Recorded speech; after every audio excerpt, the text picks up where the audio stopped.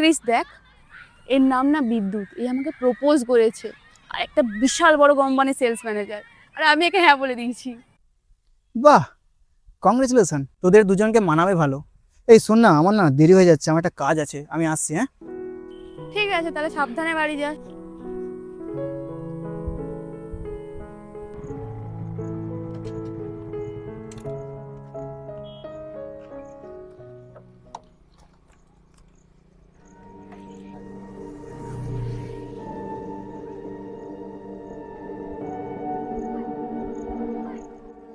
অনু আমার ছোটবেলার বন্ধু, ওকে কেউ দেখুক সেটাই আমার পছন্দ নয়।